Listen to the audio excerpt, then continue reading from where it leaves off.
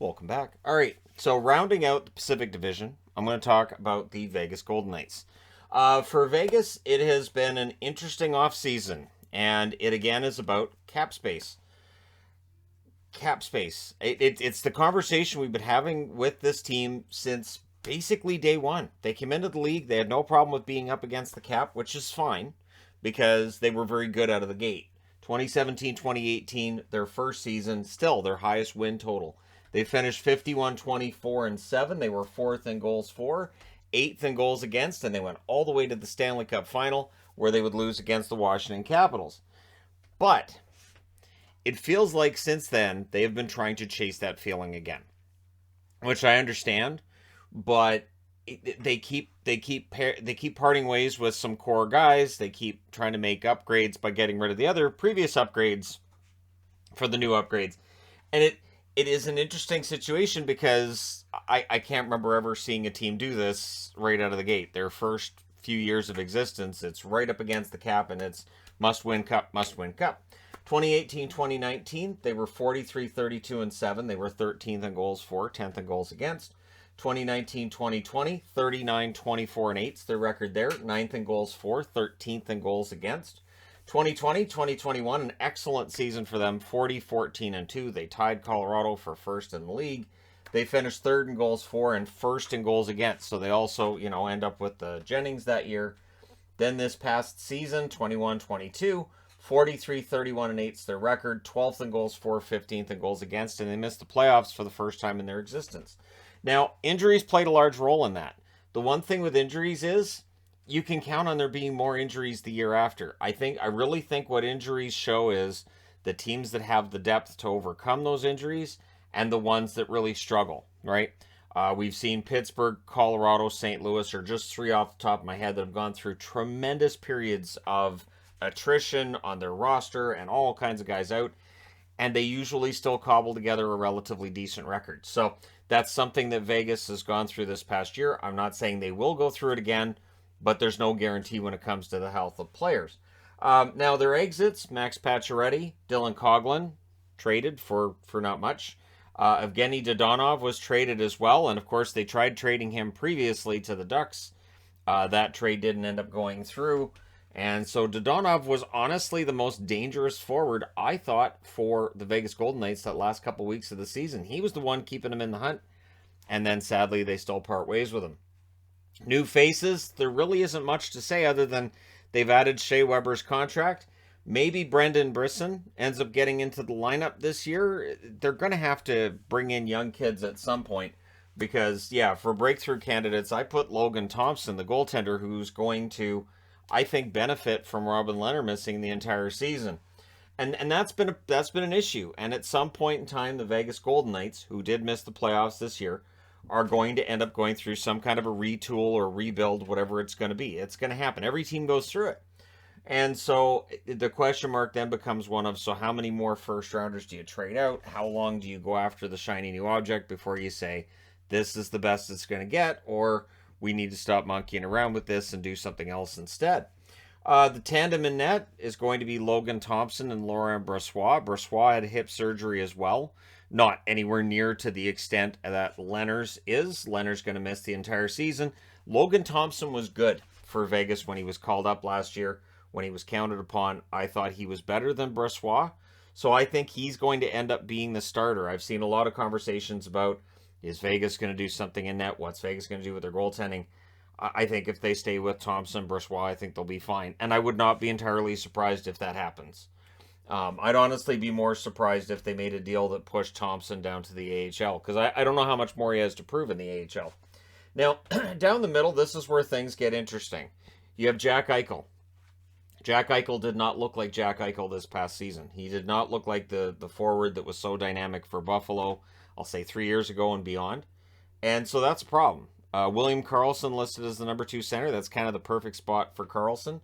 And then you've got Michael Amadio and Brett Howden. Howden had some good games this past season, had some good little stretches. I like Amadio as well.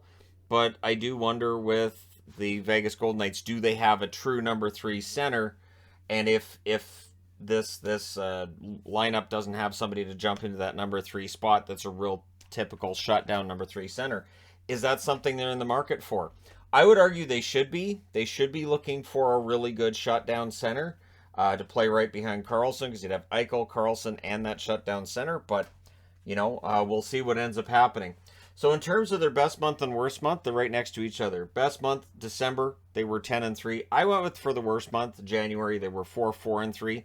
Technically 500, but they only won 4 out of 11 that month.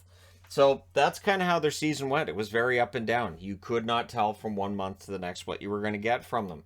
The channel vote, there's some optimism here. Absolutely. 26% of the Hockey Channel has the Vegas Golden Knights first or second. 22% of the Entertainment Guy votes went that way. On the third or fourth category, 44% of the Hockey Channel says third or fourth. 49% of the Entertainment Guy. So that's 70% on one channel, 71% on the other. Pretty even. I like that they're pretty even. Fifth or sixth, 24% said fifth or sixth on the Hockey Channel, 22% on the Entertainment Guy channel. Seventh or eighth, both channels saying 7%. So 7% really just don't like Vegas, because again, I don't think Vegas ends up at the bottom of the division. 9,100 votes so far, around 9,100 votes so far on the Hockey Guy channel, 987 on the Entertainment Guy channel. So good sample of votes on both channels. About 11% of this total on this channel. So not bad. So the cup odds currently listed as plus 2,000. So if you put down 100, you make 2,000 on the Vegas Golden Knights, the Stanley Cup champions. And this really could go any way possible. I mean, you look at this. About the same number of people are picking them for fifth or sixth as are for first or second. So there are a lot of people saying, well, this team has had a lot of injury problems, they should bounce back, or just saying Vegas is good. The division sucks, so they're going to be good. And then there are those who look at what happened last season and say, you know what, Vegas, maybe they're not that elite level team. I do expect people to pick them to come out of the West. I do expect people to say this is going to be the big bounce back team. Bruce Cassidy's going to win Coach of the Year. And those things may end up happening, but there's definitely, when I look at from a critical standpoint, I saw especially this past season that there was an overly abundant amount of optimism when it came to Vegas. They're below the playoff line. They're not playing well. And people would still say, well, Vegas is going to make it, and they're going to be really dangerous in the playoffs. They could score an ups. Like people didn't see until they were actually mathematically eliminated that it could happen. So again, cap space, there isn't any. Their top four blue line, that's why they added Shea Weber's contract and traded out the guys they did. They needed to have some kind of movement so they could actually keep their players together. Top four defense, Alec Martinez, Alex Pietrangelo. As long as Martinez is healthy and is able to play, I'll say a minimum of 75 games. That's excellent.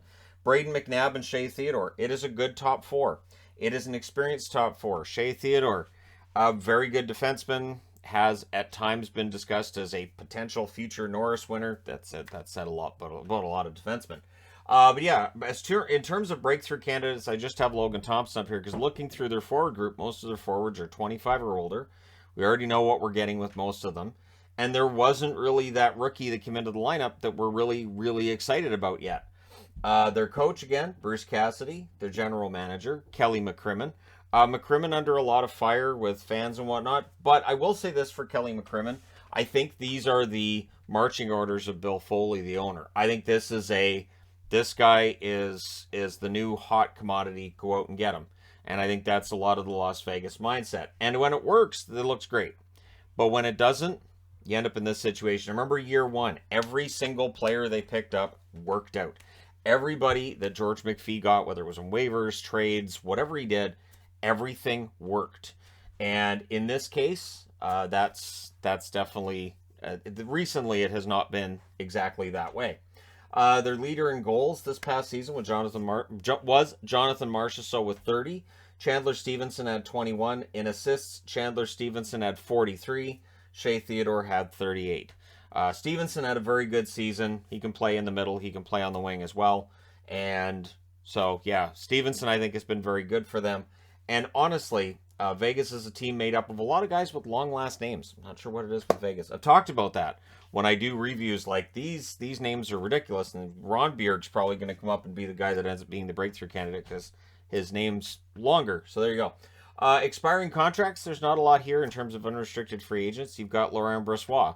So they're not in any kind of danger of losing anybody. But of course, with their salary cap situation, there's other dangers that are there. The special teams numbers, not where you would want them to be if you're the Vegas Golden Knights. Their power play was 18.4% this past season. Their penalty kill, 77.4%. That adds up to 95.8. That's not going to get you into the playoffs. And now, it's not necessarily going to cost you the playoffs either, but when you're a bubble team, as they were this past season, their power play really did cost them games down the stretch. So that's something they need to fix as well. And one thing that could really help, and the great variable in all this is, how is Jack Eichel? Eichel had that surgery that no NHL had ever had before. And so the questions will be there. Is he held back because of that surgery? Is he still getting over it? Is he okay? We'll find out this season whether or not he's 100%. They need at least a point per game from Eichel. They need, I would say, at least 30 goals from Eichel, and we'll see what ends up happening. Let me know your thoughts in the comment section below, as always. Don't forget to hit like and subscribe. If you're browsing your way through, you just happened upon this video. One thing that came to mind for me when I was putting this together was, what are the odds of them trying to move William Carlson so they can sign Nazem Kadri? That's just out there. Anyways, it's just one of those things where I kind of assume every single free agent is going to end up going to and then leaving Las Vegas. But let me know your thoughts. Don't forget to hit like and subscribe. And yeah, for this video, for this preview, I'm wearing the Parlay All-Star jersey. Because Vegas, I don't have that many different jerseys to go with. And I thought, I'll go with the All-Star jersey. There you go. Thank you guys for all your support. I'll talk to you again soon.